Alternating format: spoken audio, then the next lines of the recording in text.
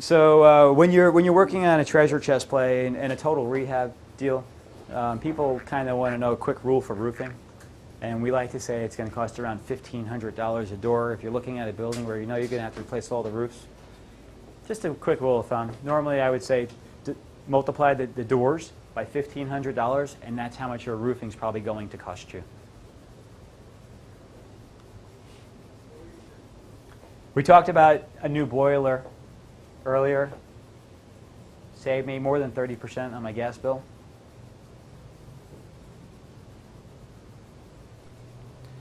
So definitely on a treasure chest play, you want to go after that new exterior. I mean, hardy plank, new paint, splurge for the drains. I mean, you can make it look like a B-class building. Spend the money on the outside. Yes. And I told you, new fridges and ovens. New tenants love them. And I also told you that if you're about to lose a tenant, why not dangle a refrigerator or oven, a new one in front of them, and they might stay. Because most likely they're not moving into another unit that's brand new. So I'm now a convert. I'm a believer now. When you buy a rundown treasure chest play apartment building and you inherit 102 AC condensers that look like they're, have 6 months left of life, replace them, make everybody happy, because you'll lose more money when the tenant gets pissed off and moves out on you than the price of the condenser. So Angel Ridge, I haven't looked at every single condenser. It comes with approximately 85 condensers, and if they look absolutely incredible, we'll keep them. But if not, we're gonna replace them. And I had this rehab on 45 and Broadway. I had this opportunity where all my walls were open. All of them were open. And I just decided to repair my furnaces, my coils, and my condensers. And then I closed all my walls. And I had to rip them all open to fix it. And people would move out. And then finally I said, screw it, and I started buying new stuff. So I learned the hard way. And you can learn the easy way. Rehab riches. So the order of the rehab comes from experience. Listen close. Start with the roof. Start with the roof, and try not to do it in rainy season. I did, and I lost 75% of my sheetrock because I had roofers that, or I had a contracting crew that thought it would be best if they'd rip up the roofs first and then go in and fix all of them second, instead of building by building. I got destroyed. And the reality was the contractor didn't have enough money to roll forward and buy all the roofing materials because he was pocketing too much. And that doesn't end pretty, because he stole money from his crew and they actually beat him up on my property, and everyone walked off the work site. And they called the city, and they told the city that I owed them money. So the next thing I knew, I had employment officers coming down, which I didn't, and I proved it. And it ended okay, but it wasn't very pleasant. So start with your roofs, and then take a really good look at your electrical and wiring. Because if you're replacing your roofs, you're probably going to be replacing sheetrock. If it's open, fix it right. So electrical and wiring and plumbing. Do your plumbing next.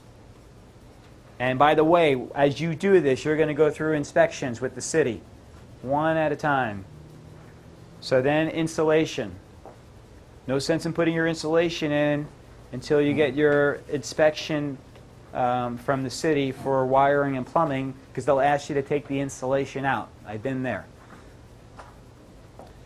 So then you do sheetrock, tape, float, and texture. Keep in mind when you do it in cold weather, it doesn't dry fast, especially in the Houston winter when things are moist.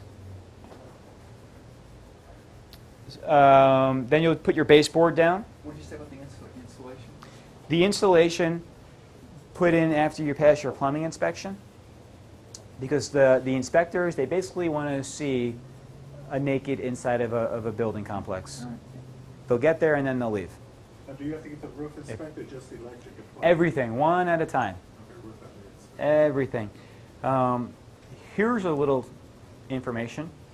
If you ever do this project where you do a rehab on a building, I think you should go out and hire an individual that specializes in permits and working with the city. We wasted many hours waiting for inspectors to show up, only to find out that we applied for the wrong permit. So there are people out there, and we can talk about that later. Hire someone to do all your permits and your inspections. It will be well worth it. Okay, so you're going to put your baseboard in, and then you're going to paint, and you're going to resurface. Resurfacing means when you spray tile, and we'll take a look at that later. Don't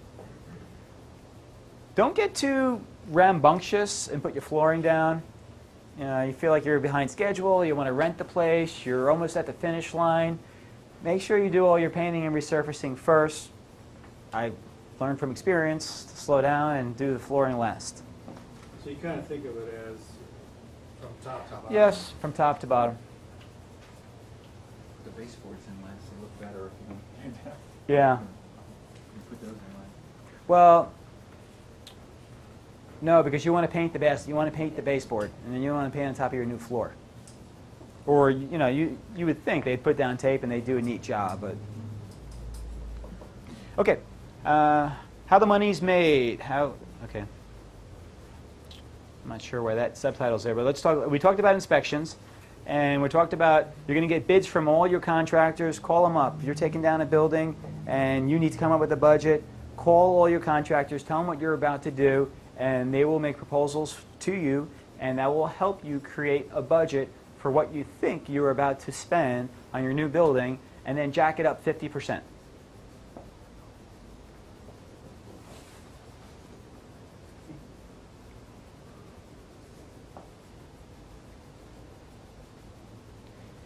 So here's our strategy that we're going to start over at Angel Ridge on Monday. The idea is,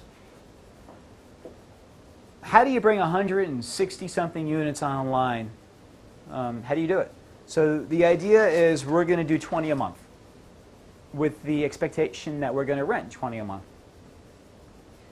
And I've learned through my rehab process that it's good to just take 10 units at a time. You can pick one crew if that's the way you want to do it, and you can just say, here are your 10 units. What is it going to cost to do it inside? I was going to say inside and out, excuse me. What is it going to cost to do everything? And that's it. No misunderstanding, just 10 units. Don't ever get ahead of paying your contractors. If they can't afford to go get their own stuff, you can't afford them, believe me, because they will take your money. Don't get ahead of paying your contractors. You're only allocating 10 units to them. If something goes wrong, get rid of them. 10 units at a time. Believe me, they'll work fast. You're dangling a carrot in front of them, and they want to get to the next 10 units. So you're Yes. saying don't even put down the 50%. Never. Have them do all the work. No, because you know what's going to happen? They're going to go, you buy something, and then they're going to meet the next real estate entrepreneur who just bought something twice the size of yours. Right. So then they see more dollar signs over there. And for some reason, I can't explain it to you, they don't feel like they're doing anything wrong to you. It's just different.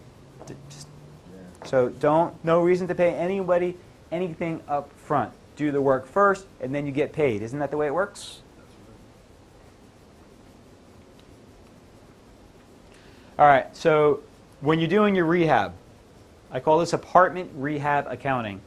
You need to stay organized. Use a bookkeeper.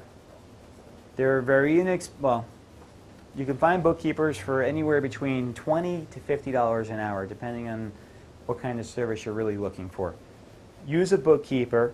I don't want you to get halfway through your rehab and you're not sure what you spent. You might have a good idea of how much you wrote in checks, but you don't know what's been cashed, and you don't know what kind of bills are coming in. Do they come to your office and you have all the work, or you give it to them and they take it home with the bookkeeper? What's the logistics of that? Here's how I do it with my bookkeeper. I go to her office every Wednesday at 11 o'clock to sign checks. But she has everything prepared for me.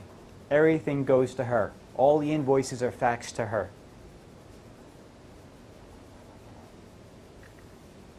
This is a golden rule. I mean, if you guys can just, I mean, make sure you write this one down. Don't write checks at the property. Don't write checks when you're doing your rehab. Don't write checks at the property. People are going to come up to you like you're Elvis Presley, and they're going to want your autograph. Don't write checks at the property because you're going to be walking around with a little flimsy checkbook, and you're not going to record things correctly. You're going to mess everything up for the bookkeeper. You're going to break the whole entire system. You need to let people know that this is the way it's going to work. You're going to submit an invoice. Then I'm going to sit down, or my team's going to really sit down, take a deep breath, and make sure all the numbers add up. You will lose money if you write checks at the property.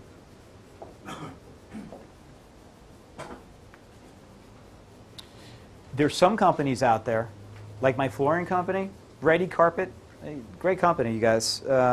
I think my first building, they gave us like 180 days credit. You know, so you can start establishing these credit accounts too with these vendors. I would suggest that. What's the name of that company? Ready Carpet. I can give you the contact information later. Okay, so the difference between a farm play and a treasure chest play. I know you know the difference, but know what you're buying. Because I've met many people putting together apartment deals, you know, making it sound like, you know, it's run down, and or actually let's go about this the other way. You know, a property that's in great condition, but they're going to go in there and do a treasure chest play, so they're raising all this money for a rehab. Your numbers won't work. You need to know what you're buying. You need to know what strategy everybody's taking. If someone tells you that I'm raising $500,000 for a rehab budget, and the building's in pristine condition, they're really just paying you back with your own money over time. And let's hope the principal is all still there when it's time to refinance. So that's one of the big red flags I see out there right now. Know what kind of building you're buying. Okay.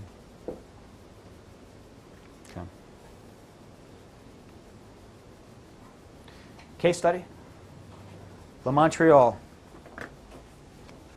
Dave Anderson, my business partner, comes over here one day. I didn't have any kind of relationship with him, and takes me out and buys me lunch, and he looks me in the eye and he says, Alan, you're doing at the Villas of Pasadena what I've been trying to do for a year or two.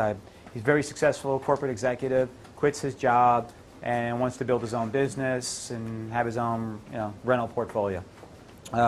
So he was asking me for help, and we're trying to tweak and figure out what's gone wrong. And after an hour of conversation, we've realized that perhaps there's a good business synergy between both of us. And I proposed, go find a building and we'll buy it together. So within 1 week, he found La Montreal. Now, La Montreal,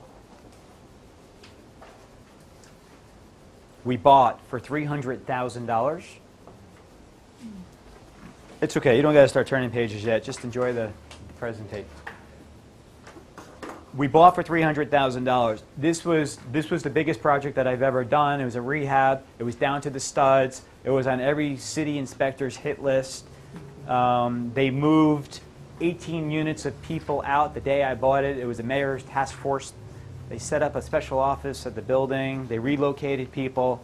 Really bad shape. But so I'm buying this for $300,000 and 45 in Broadway, and so as is appraisal, just like that, just for the land, down to the studs, because within 1 week I pulled a $525,000 construction loan out.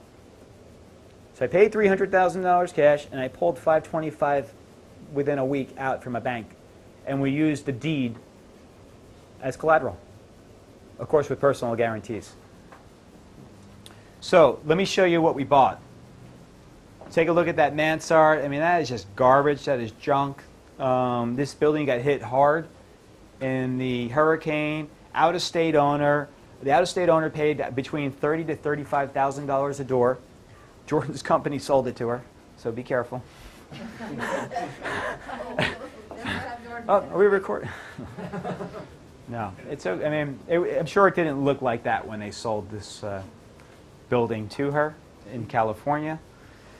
So, I mean, those red tags, yeah, those are scary tags. You just hate to see tags like that in your property. Those are from the city, and they're not saying you're doing a good job, that's for sure.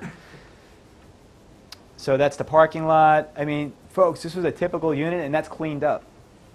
I mean, I don't know what I was thinking. I thought I could do this rehab for like $250,000 in 90 days.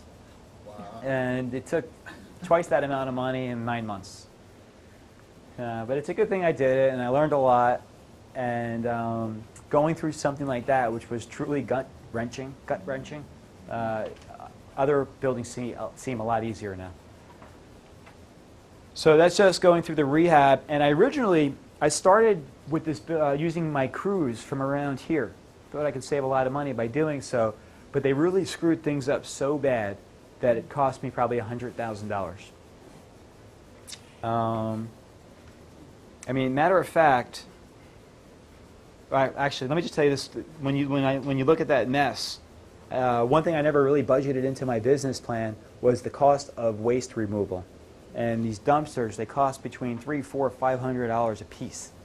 They drop them off empty, you fill them up, you take them away, and then, you know, those people you actually got to pay in the spot. So, broke the rule. But, I mean, there were just so many dumpsters of garbage and carpet and sheetrock. Everything. This whole property was just, it was wide open for a very long time. And So it cost you $500 Oh. to fill them up? no, that's a good point too. No, I mean, I guess I knew I had to hire the laborers to throw the garbage away and trash out the building, but I just never factored in the price of garbage removal, which was, I probably spent another $10,000 doing that at least, right? That would only be 20 trucks. Nah, I mean, I might have been like 50 or 60,000. Is that 500 each time? Yeah. You come drop it off? Yeah. So, That's how they work, just so you know. I mean, if you're not, it's hard calling like waste management up, or I tried, they just weren't very responsive to me, so I had to go, you know, just hire some local people. So that's the going rate. You know, they drop it off empty, you fill it up, and you pay as you go. So that's, you have to pay that, you simply didn't budget it. I didn't budget it, yes. So that's one thing you want to budget. And a few weeks after I bought it, an arson came in, and that's actually the leasing office. We'll go visit it on Sunday, or a part of the leasing office. It was actually, it was a favor. They did me a favor because I didn't touch the building yet in that area, and it was like I want to say a $75,000 to $100,000 fire claim. So we'll go into insurance later, but when you do a job like this, you want to buy builder's risk insurance. Okay, builder's risk. Alan, when you bought Yep. this, when you bought it for $300,000, you knew you were going to spend what, $250,000 to rehab, right? Right. You said you pulled out another $500,000. Is that what Yeah. you said? Well, I paid $300 cash, and then I found a bank that lent me money on the property Okay, so and you gave were me able to immediately finance? immediately. So That's why I showed the rehab. appraisal. The appraisal for $1 million and change was as is, saying we know Okay, so that's what got you the financing to, that was the beginning, right? it's a good deal then. Because that Absolutely. if you screwed up on the Yeah. rehab, Yeah. So you see the mansard coming off and the hardy plank going up, and if you look up on the ceiling, you know, I thought I knew I needed a new roof, and I thought we were just gonna, you know, like mop, hot wax, or what do you call it? Flat. Yeah, tar it. I thought they was gonna, but it turned out when I got on the roof, it was just like, it's like I was walking on a sponge. I was falling through. And I don't just mean one structure, I mean like 6 or 7 or 8 structures. So I had a serious problem. So this is what they call joists. And I never heard what a joist, no one told me that in New York and Wall Street. They didn't have ceiling through it? They were destroyed, they were rotted. They were rotted and they were broken. What's the age of this property? old enough. I don't know. 1950, 1960. Learning Maybe by- we'll see. So you're learning by That doing was a it. flat roof. Right. That's why I'm here. That's what the whole purpose of this. So what, you had to put new roofs on, so. Never mind. Yeah, I had to go in there. I mean, that was like another $100,000. You put, a different kind of roof on? Yeah. Well, first they had to open up the whole entire building. Well, there's a little more to this story. So I'm sitting there once. I'm at Subway, and I'm staring at the building, and my first work crew is up there, and the plan was, okay, we're going to get rid of the first layer of the roof, and then we're going to just put down new roof. And I'm watching this guy with an axe, and he's axing my roof. And I'm sitting there with Dave. I'm like, Dave, you think something's wrong with that picture? Dave's turning white. I mean, it's like, and the guy's like axing the condenser. And he was using the axe to cut the condenser away from the wires on the roof. It's a true story. So we run over there, and I mean, Now, is this the treasure chest play? This is. I think it is. Yeah. I think we can safely assume that. I'm sharing the story for experience and fun, but it's well worth it. That's what I meant, yeah. This is the treasure chest play. Yeah, this is the Yes. real one. This is, you're going to find. The ultimate. Right? Yeah. So yes, lots of new joists, cost lots of money. Did you put a There we go. push roof on it, or? We didn't, and we might have now that we understand more about the business. I didn't know. I didn't know you can buy these kind of little pitch roofs. But I mean, we spent $100,000 plus. We should be in good shape. We got a warranty, so I'm okay with it. So yeah, that's my beautiful roof. And unfortunately, here I am telling you folks, you want to really work on the exterior of the building? I'm stuck in the interior. I'm a few $100,000 into the interior, and not only is that the interior, you're not even going to see that. It's going to be covered by insulation and sheetrock, and it's going to look like I didn't do anything. So at this point in my career, I was thinking about corporate America again. It wasn't. So you can see more red tags coming and coming and coming. This is after you bought it. Oh yeah. Well, now it's coming along, right? I got the hardy plank up there, and yeah. But look at that. I mean, heaps and heaps of sheetrock because it rained. It rained, and we had to tear it all out. All right. So yes. So that's what we have. It's beautiful now. Let's go. Let's look at some numbers and see what we can come up with. Le Montreal.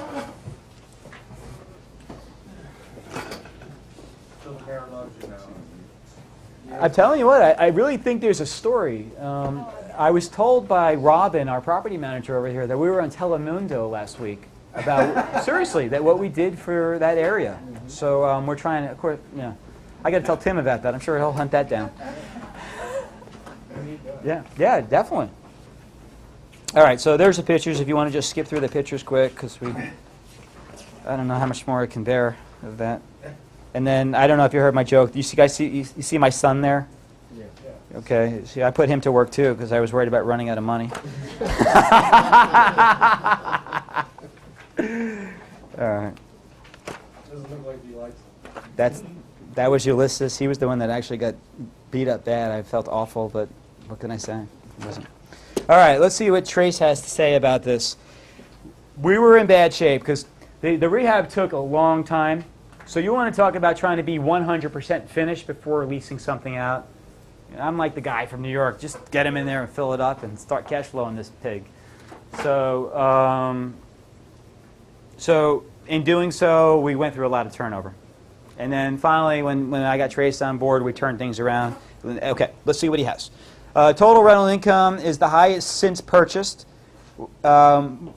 Which was $28,000 in cash, and your NOI was $12,000 in cash, another highest from historicals. Look at that. I mean, From historical. yes, I know. Let's see here. Marketing, advertising, administrative, repairs, maintenance, taxes, insurance is down or consistent with historically. Okay. Leasing activity. We had 3 move-ins and 3 move-outs. We break even, right? But I'm happy to break even on that one. Marketing analysis. Property manager has been informed to track marketing activity. Nobody was. The back fence will get replaced during the month of February. We just replaced the back fence last week, so that's kind of funny. Okay, profit and loss. Let's see. He collects $27,000 and change in rent. Everybody with me? Mhm. Okay. 170 in application fees. Late fee charge. That's kind of impressive. He's really starting to take over the property now. 1,300 and change. Well, utility fees, really nothing there. Okay, total income, $28,000 and change.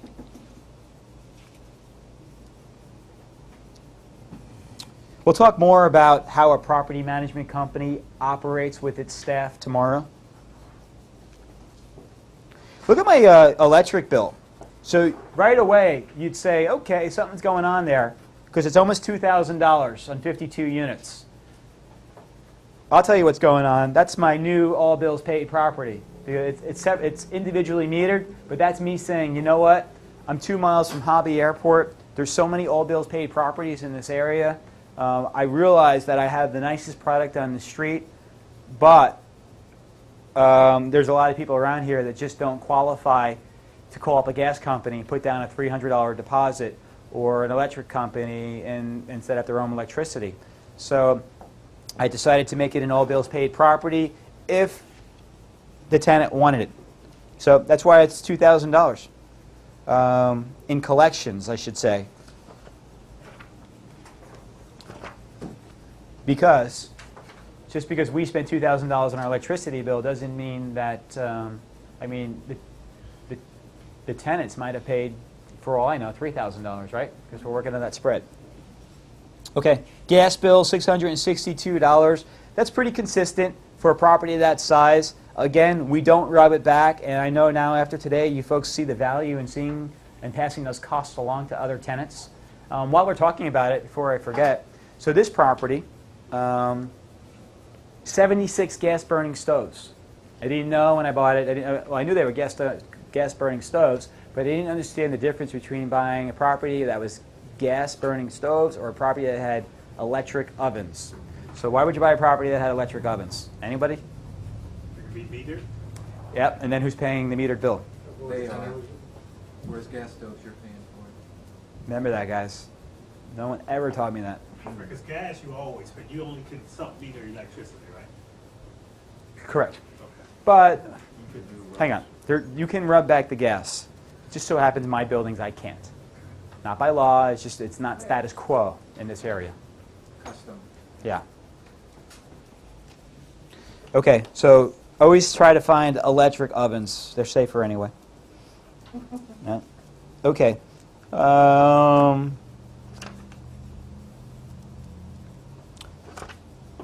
Let's just go to the last page, 3 of 3. So there's a lot to say about what we capitalize in expenses and what we expense. So, but the net operating income for March was $6,200 and change. Okay, clearly not a home run, but we were losing tens of thousands of dollars while we were getting this building ready. So to see something like that could actually bring tears to my eyes. When did you acquire this building? When did you acquire it? I was in probably like 2 years ago. 2 years ago, and Trace just started back in December, January with it, right? No, yeah. Well, no, not December because Oak Point. In January. January, February. Yeah. So how Yeah. was it doing from the time? It took you 9 months to rehab and get it online. Maybe it wasn't 2 years. But just when I met Dave, I had to look at a calendar. But I can tell you one thing. It took over a year to stabilize this project. At least a year before we stopped writing checks. All right, and it cost you per unit to rehab this one? Which was so... Okay, so the rehab comes in approximately $500,000. And I got approximately $100,000 back from the insurance company. So we're taking that off. So I'm in it for around $400,000. And let's just say that the... let's say if it was 100 units, that would be... 50... Help me out, guys. It's getting late. What's $400,000 divided by 52 units? I mean, we still, not only did we get overbilled and overcharged and went through 3 different crews, we still pulled this off. It was unbelievable. And then when I bought Lake Jackson, I just thought for sure, I'm like, how could, me too, I mean, You do Lake Jackson for the same price. well, apparently they're not grandfathered. There's a lot of things that Oh, need to be codes changed. that need to- that Okay, affect you had, it. but you had to make the mortgage payment for 9 months, right? Okay, so We did, you're well, saying- yeah, we you're did. saying that's what you got wrapped into the. Yeah, I had to pay. I had to pay like 6 or 7% on $525,000. It was interest only. It wasn't really a lot of money. So you actually you actually got, the loan was 525, Yeah. right? And you paid 300 for it, you said? Yeah, and then And the insurance was about 100,000? we'll get there. I know what you're thinking. We'll get there. Okay. So yes, Mira, that's why I was so bullish and excited about Lake Jackson. I was like, "You kidding me? I did this project, and I can't go do 12 units." Yeah. So, yeah. And here a funny story. I went through 3 electrical companies. I mean, and finally when I got to the 3rd one, AQE, if you guys want to write that down because they were the best. And this guy, Fred, looks at me, and he just looked at me. He said, "Alan, what has cheap gotten you so far?" Because he's giving me the bill. He was right, actually. So I'll never try to, I don't want to say short change, but I'm always going to pay up from here on out for my electrical, to have it done right the first time. When you say electrical, you're talking about the wiring? The wiring. The wiring.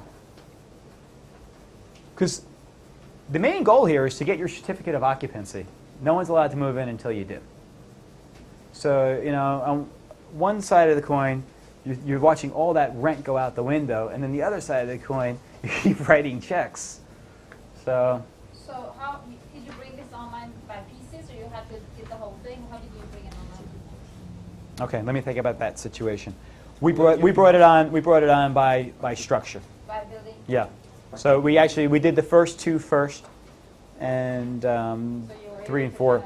You know what's kind of interesting? So as we were going over budget on this, you know, we started, of course, the first building, we put all this money into it. And the second building, we started cutting back a little. You know, we had these beautiful floors, and then we're like, well, if we use carpet, it's half the price. So by the time we got to building 3 and 4, so we actually had a hard time filling up buildings 3 and 4. Oh, so you have different looks in each one of these things? So you Well, the flooring was different. okay. Do you have a premium price for premium flooring? We thought we can get that. No, we thought we can get that, and I'm here to tell you that you can't. Exactly. So, but what's really interesting about the story is, What was the difference in floors? Carpet versus what? well, there we go. That cost around, yeah, and that's what I was talking about. That's the they're 3-foot strip laminates, and people love it. Yeah, it is nice, but you know, well, I'll tell you what, it's 70 cents a square foot, and then you pay.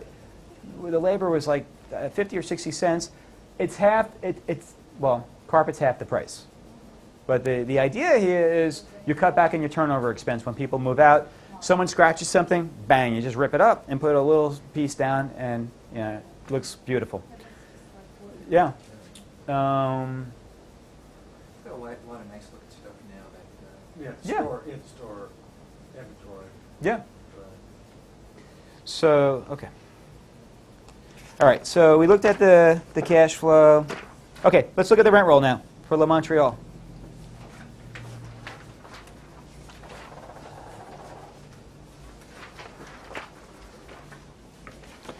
So this is January.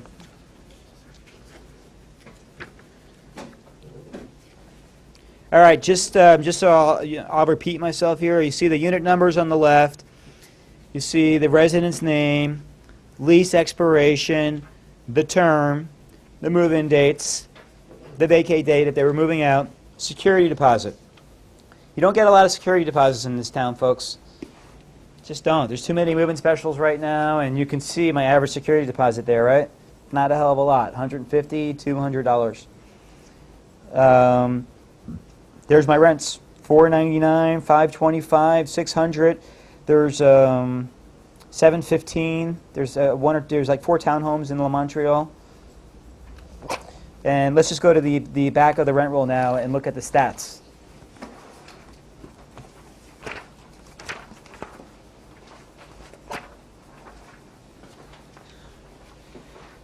52-unit building.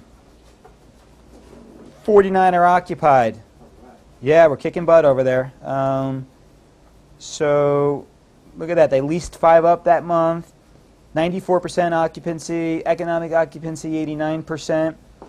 And if you take a look at the gross potential rent for that month was $27,000. So I knew what the target was. I knew what we were going after. Question, Yes. former residents balance due. Is that people who moved out and Yeah. just didn't pay? Oh, hang on. Let me find it. Where is it? Middle? In the middle, right under your occupancy, current progression, $19,000, what is that? I don't know. I'm going to have to get you an answer. It doesn't seem right to say if someone owes me $19,000. Yeah, 'cause So- that's that former residents on your list Right. prior. Yeah, I'll get you an answer. I'm not sure. I have a feeling that's just a People who mistake. moved out that didn't pay. For some reason. Okay. So back to $27,000 and change, gross potential rent, gross market rent $30,000 and change. So you know what's kind of cool about this building now is we've stabilized it. I only have $525,000 in debt on this whole entire building, and quite frankly, I think it's worth $1.3 to $1.6 million. So, you know, again, net, am I that much wealthier and richer? And I don't have that cash in my pocket, but it's about the cash flow, and it's awesome. I mean, it cash flows a lot when there's no problems over there, and if you can keep your debt down per door, you're that much stronger. I have the nicest product on the street, and I bet you I can drop my prices more than anyone on the street. Leasing activity report. Turn the page. Wouldn't your debt though, if you paid $300 and you had this interim loan for $525 and you spent $525, wouldn't your debt be $800? No, because I paid $300,000 cash. Cash. Dave came to the closing with $150, and so did I. $150 was making no money for me in my bank account, and I was investing in my future. Now, if we wanted to get, we can go refinance all our money out right now. But I want these properties in my life where we're getting, you know, this cash flow. Maybe when the next, you know, building comes, or I start, yeah, I can do that, yeah. Or we'll talk about this. This is a really cool concept, and I think tomorrow we're going to be going into it. Cross-collateralization. I get offers all the time to do this. I was trying to buy something in Spring Branch last month, and the bank said, okay, we'll take out Enterprise Bank on La Montreal. This way, we're in first position, and we'll lend you the money, more money than you need, on the apartment building you want to buy in Spring Branch. So now, if anything goes wrong, they're going to take 2 of my babies and not just 1. But let's say I have $500 to $1 million of equity sitting in this building doing nothing. Yeah. They're going to lend it out on me. I'll have to pay interest on it.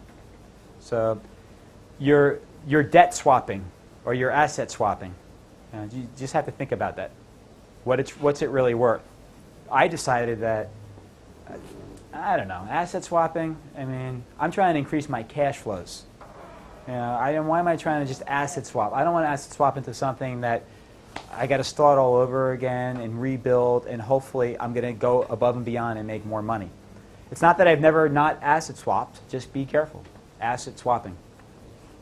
Not wife. Oh, okay. Just come on.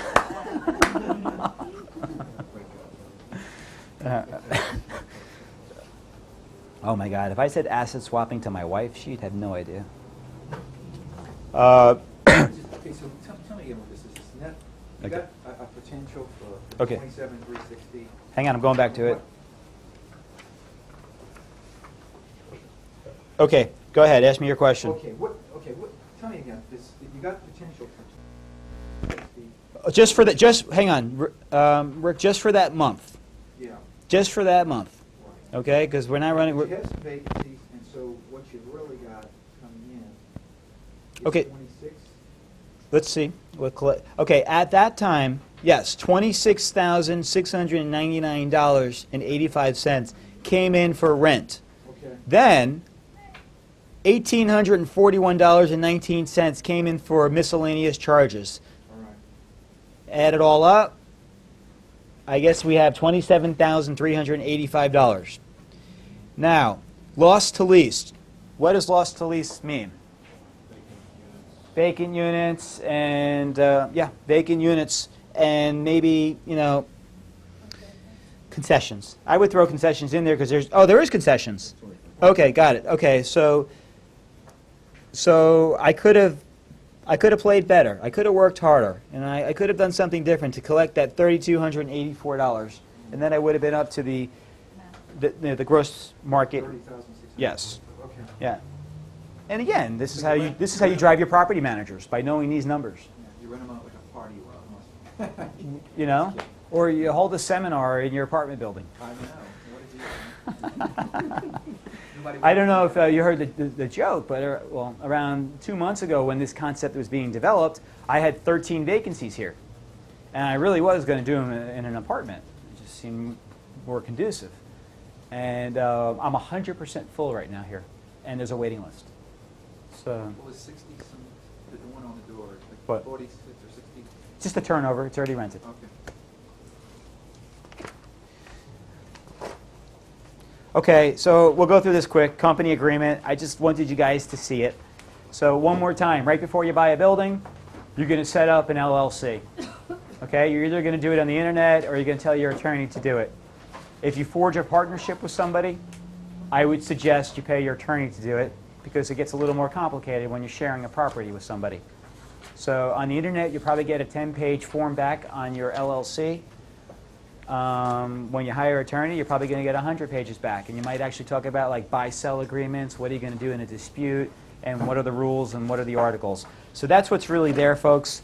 I put it there just because maybe you've never seen it, and I think you should read it at your leisure when you're not here. That's my company agreement for 4013 Broadway for La Montreal.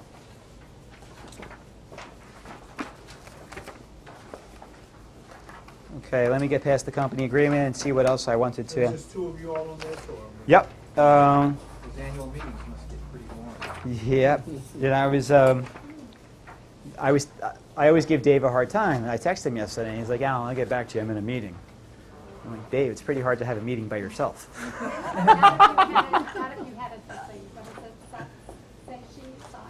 Yeah, he said something like that too. He's like, I wanted to show you. Can you?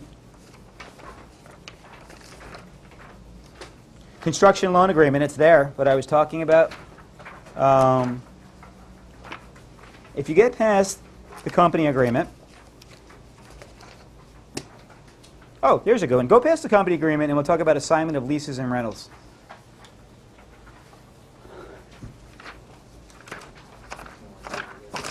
Sorry, guys. Oh, actually. Oh, I passed a lot. Hang on. There's some good stuff in here. Let's get to the end of the company agreement. Sorry, the Kinkos didn't.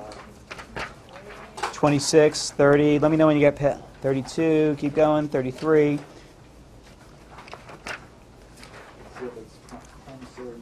Construction loan agreement? Yeah, get to the construction. Well.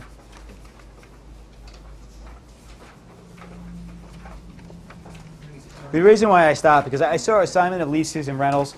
So when you work out a deal with the bank, they're going to want you to sign a form called assignment of leases and rentals. Just because if you stop paying what you owe them, they want to have legal recourse to take the leases and the rentals away from you.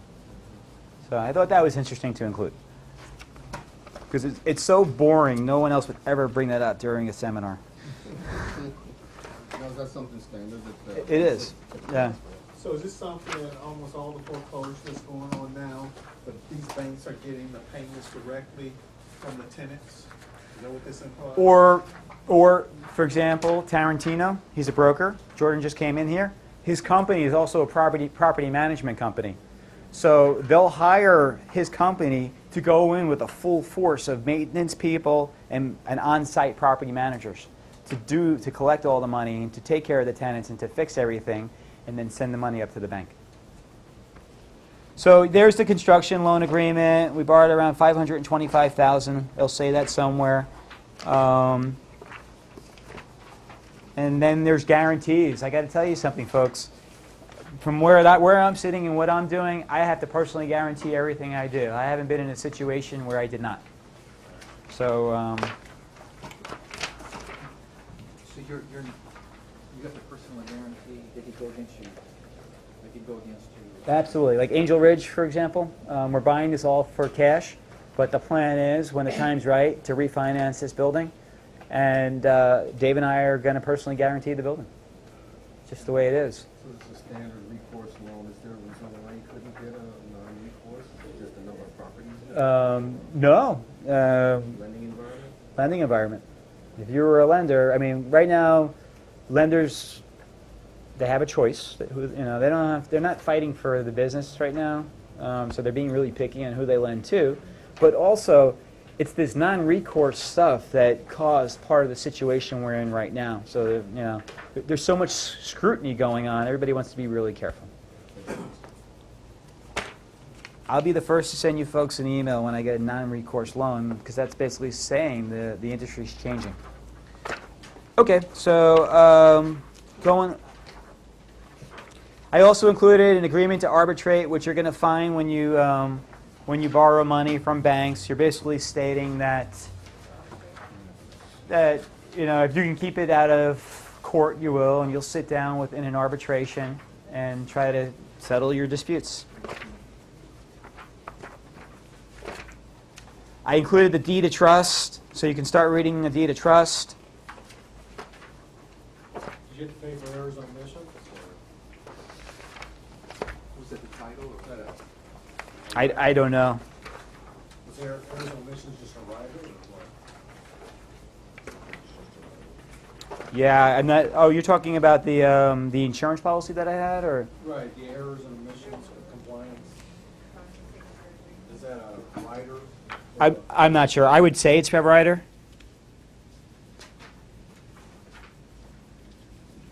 So there's the settlement statement, folks. I put in there too, if you wanted to go through it. Purchase price $300,000. All the fees, taxes.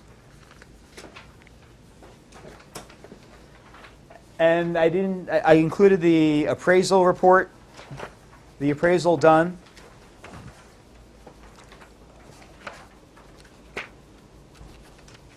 And how they value the property and what measures they use to value the property. And we'll go more into financial analysis tomorrow. I think maybe we'll stop. Let me just check my schedule here and make sure. Still haven't done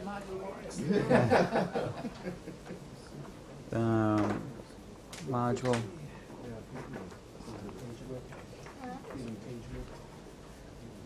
Oh, so folks, now I know. I'm sorry. I wanted to. So this is between buildings 3 and 4, and as soon as I put this park in at La Montreal between buildings 3 and 4, everybody wanted to live over there.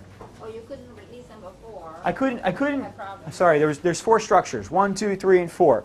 We cut back in the budget for buildings 3 and 4. Started putting carpet in, and we couldn't lease over there. And as soon as we put this in, everybody wanted to live over there. I mean, and that's, I'm not sure, it's like a $5,000 or $10,000 investment. We found it on Google, we had it shipped, and we used our guys to put it together. And we just showed up with a bunch of mulch, and you see the pool there? It used to be a pool.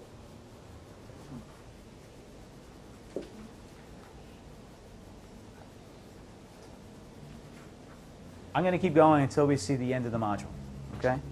But I think we spoke about most of this stuff. Saving money tips, water conservation, do it yourself, or pay a company. There's a company in town that says here, we'll come in, we'll analyze your water bill, and we'll fix every flapper you have on site, every shower head, everything that would save water. You have to share the profit. You have to share the profit that you get from the savings over X amount of time. And you pay back, let's just say it costs $10,000 to come in here and do all the work. You pay back the $10,000 as you save money, and then once you get to that point where you paid them back, they split the savings 50-50 for X amount of time. I kind of said, yeah, too much for me.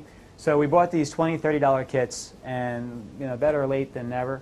So we've been putting them in on every single property right now to save water and fix leaky faucets. Gas rates, I explained to you about deregulation and how you can save money by choosing your own provider and get commercial rates. All bills paid or not, but offer the choice and make some money. We talked about that. And I talked about boiler replacement and in-house repairs. I mean, common sense, but try really hard to use people that are on your payroll before you contract people that are not on your payroll. Chillers. Does anyone know what a chiller here is or doesn't know what a chiller is? I don't. A chiller is a very large air conditioner or refrigerator. And a chiller-based property is connected by pipes that run cold water or hot water throughout the whole entire complex. And there's an elaborate group of blowers all over the place, and that's how they cool the building. It's an air conditioning. Yeah. The problem with chillers is as they get older, they leak all over your building. And when they break in the middle of August, everybody is down. Everybody. So, I mean, you want to talk about a coup in a third world country. That's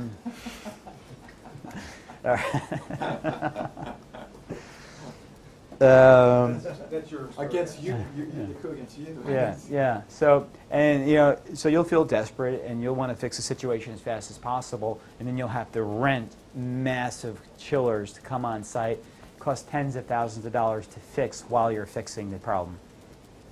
So I don't like to have my air conditioning and heat coming from one single unit. I'd rather just a condenser break at a time. So I'd rather steer away from chiller-based apartment complexes. So none of yours? None of mine have chillers. Not to say that I'll never do it, but none of mine do.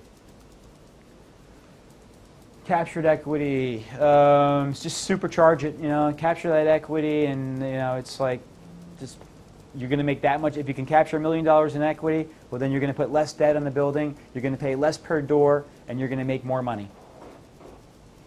Captured equity, it's a great story, attracts private money, partners, and lenders. It's much easier sitting up here saying I bought something for $300,000, it's worth $1.5 million, than saying I bought something that cost $1.3 million, and it's worth $1.3 million.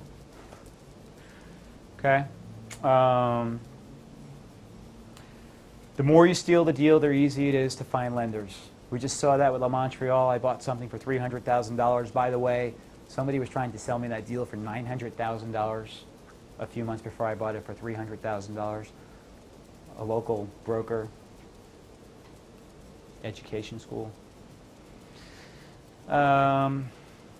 As is loans. So yes, you don't have to complete your rehab. You can go get a construction loan. Treasure chest play. I know I threw a lot at you yesterday, and I'm just trying to get you more accustomed to seeing these kind of terminologies, words, and numbers. Does anybody have any questions, any concerns? Ready to get going? Okay. So here's what's kind of cool when you run your own building. You want to come on in, and you guys can't see it, but the leasing, the drop boxes back here, actually.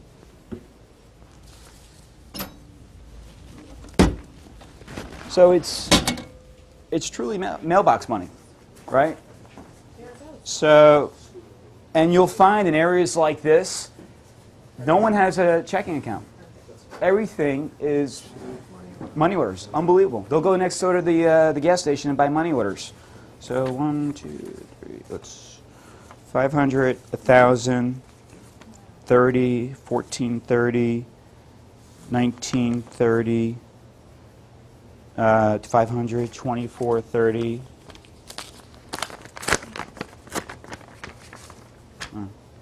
800, 24, 32.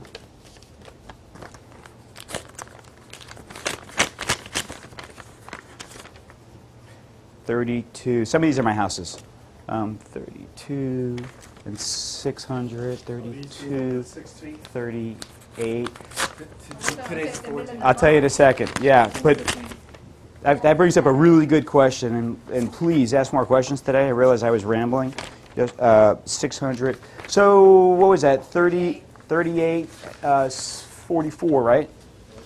You know, that's just the way it works, and that's a great question. A lot of the money really doesn't come in, you know, when it should. I'd say around half of the money comes in on time, 25% of the money comes in between, what's today's date? 14. Okay, 25% of the money comes in probably between the 10th and the 20th, and the last 25% comes in between the 20th and the 30th. They all include the late fees, or you gotta bill that separate? Yeah, these people think they're getting away with it, the ones that drop it off in the Dropbox. Some of them are more responsible. They come on in, they say, I know I'm late, how much do I owe you? And then they run next door and get a money order for the full amount. The property management software that we're going to go over today will, I'll show you folks how sometimes it just charges the tenant. So there's an ongoing balance. So even if they come in and they're rent $600, they pay $600, we're going to let them know they owe us another $50, $60 for late fees. But you can't apply any portion to late fees and leave the rent outstanding? Well, the way it would work in the court of law, if someone owed me $60 in late fees for last month and I was evicting them and they said they paid their rent, well, the first $60 goes to last month's late fees. Okay. So I'm always collecting my late fees first. Okay, that's my Yeah. question. Okay, and most of those from house or the apartment?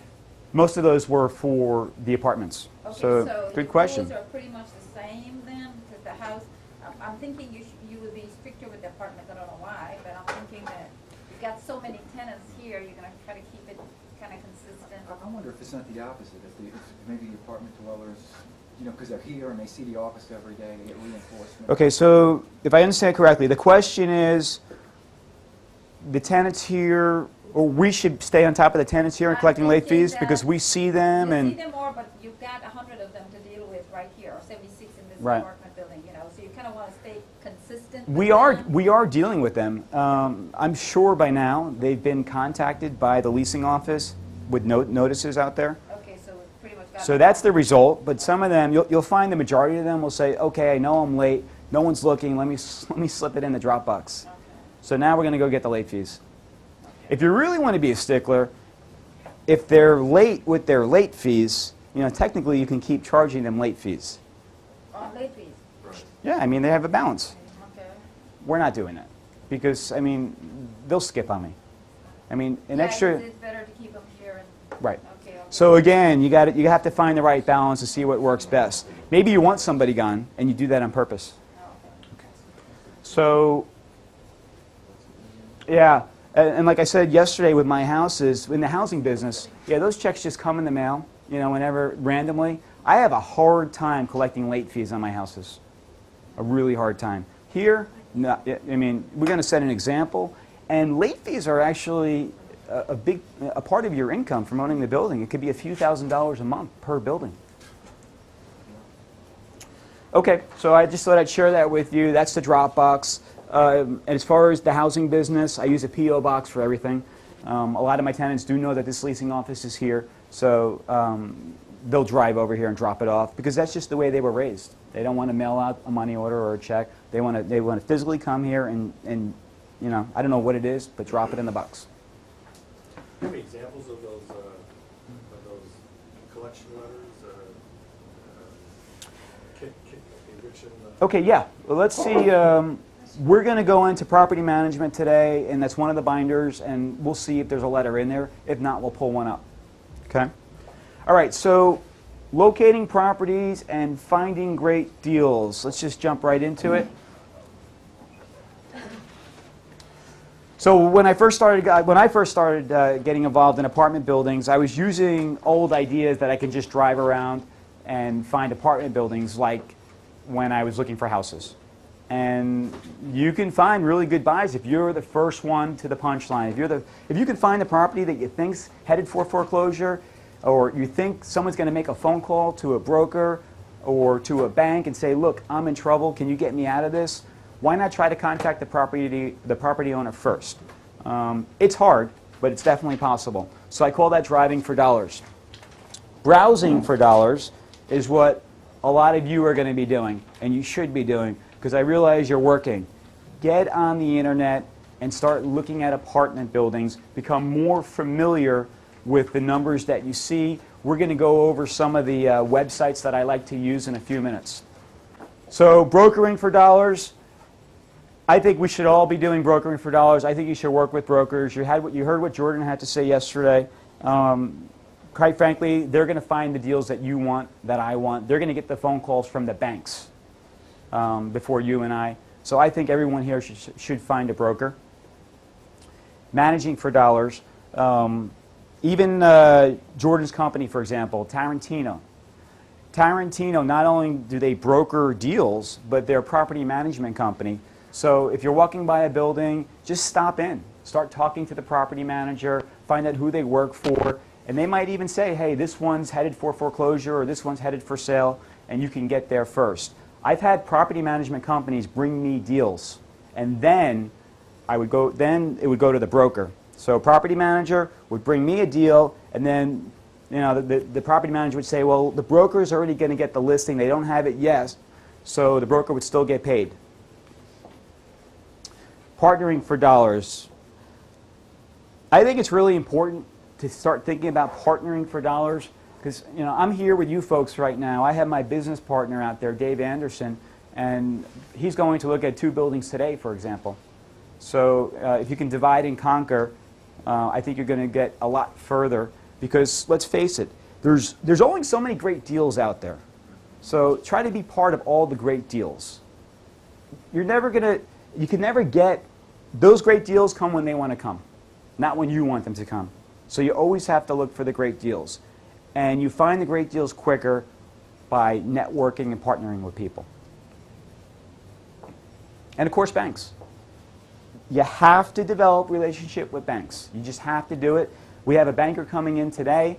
He's going to talk about how to develop relationships with bankers. And I hope he even tells a story.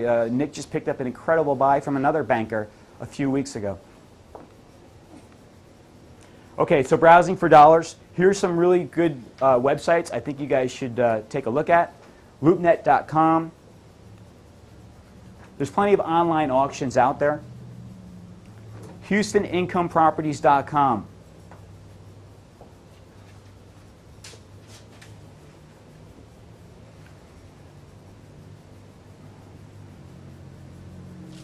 HendrickPartners.com. And I just noticed that this particular company seems to send me mail every week, so you might want to actually sign up for that on their website. They send me apartment buildings to take a look at.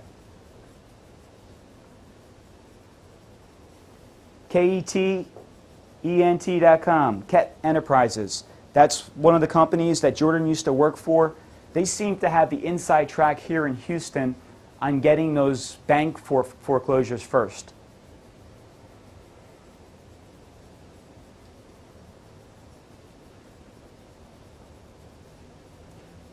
MarcusandMillichap.com, another national company.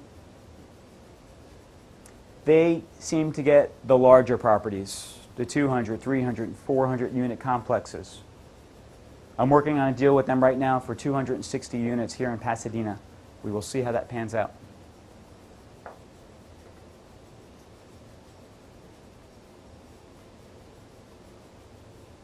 ARA. This is strictly a seller's broker. As a buyer, quite frankly, I think they're hard to work with. They only have the seller's interest in mind. Does everybody understand that? Yeah. So, and Jordan was saying, if you want to bring your own broker to the deal, then you're going to be paying for that service. So you might really want to think about it. I recommend always using a broker, but when you bring your own broker to a deal, it's going to probably cost you 3%. So you can easily spend $30,000 to $50,000 by bringing your own broker to a deal. I've worked with ARA. It's difficult. It's difficult. So they don't as a buyer. They don't split it. You still have, so you pay more. That's right. And they like to have the reputation that people should list their properties with them because they're going to get them top dollar. And they do, because they're pretty tough on the buyers. And this is a company, they send me, I'd say, emails every day about properties. And this is a company that basically, they're looking for offers. They won't tell you how much they're selling these properties for. Rarely do I ever see a listing price on an ARA property. It's just one big email that says calling for offers. So you know, you never know. You might get lucky and pick something up. Tarantino Properties. I bought a few from them. Again, another brokerage shop here in town that gets the phone call first for a lot of bank foreclosures. And when you're browsing, I know you folks probably know this, but let's just go over it. You want to look for look for keywords. Special servicing is a key 2 words. REO. And short sale. Don't be. I've become kind of jaded when I see short sales because I've seen those terms used in single-family house business. I've never actually successfully met someone who did a short sale in the single-family house business. But I can tell you, I've met people in the apartment business that buy short sales all the time. Bank takes back the property, they just mark down the note. And receivership. What did you say had the inside track? Is it Ket? Yeah, folks, I would highly recommend you working with Ket Enterprises. That's Tom over there, and I'll give you his phone number later. And I think you should work with Tarantino. There's plenty of brokers over there. I think you should start relationships right away with them. Receivership. Buy them in receivership. Millions of dollars. You can make millions of dollars. I have. That's, you know, it's, I don't know if anyone saw one of my videos. You have, you know, you have the owner of the property, and you have the bank, and it's clear that the owner is going to be giving up the property. You have a few hundred people that live in a building. It's a mess. A judge steps in and tries to balance out the equation. The bank wants the property back as fast as possible.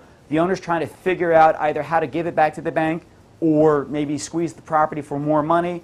Judge steps in and says, I'm in control. I'm in control right now. You've already defaulted. You haven't made your payments. Let's figure out how we can transfer title as fast as possible. So a receiver becomes maybe a property manager, like a Tarantino or a Ket Enterprise. And they put their own property management company in that property to run it while everyone's working out their differences. That's how I bought Oak Point, a 162-unit building. Receivership. You should just Google receivership. Okay, we talked about a little of this yesterday. Step 4, buying in market cycles. Just know where you are. Just kind of take a look. It doesn't have to be complicated when you're figuring out market cycles. Everybody has all these formulas. I like to think of market cycles in, there's 4 parts to a market cycle. There's winter, spring, summer, and fall. I look at it in 2 ways. Right now we're in spring here. And I can tell you something, there's multiple contracts being written up on properties right now. Everyone has buying fever in the springtime. You know, grass is green, flowers are blooming, and everybody's putting their new marketing out in front of their buildings. But don't be fooled. You know, you might find a great deal in the middle of spring and summer. Turns out that I think the best deals are in Q4 of the year, which is really, we'll say October, November, and December. Because that's really the time when banks are trying to figure out what's going on with their books, what has to be moved. And quite frankly, it's gray, it's rainy around here, and there's less buying fever. So I've found my best purchases have been right before the end of the year. So if you can set yourself up, create your reserves, get ready, and just wait for the end of the year and take a long-term view on a market cycle. You'll probably get involved in buying a property in the middle of Q4, and you probably won't close until January. If you're lucky, you'll close before the end of the year.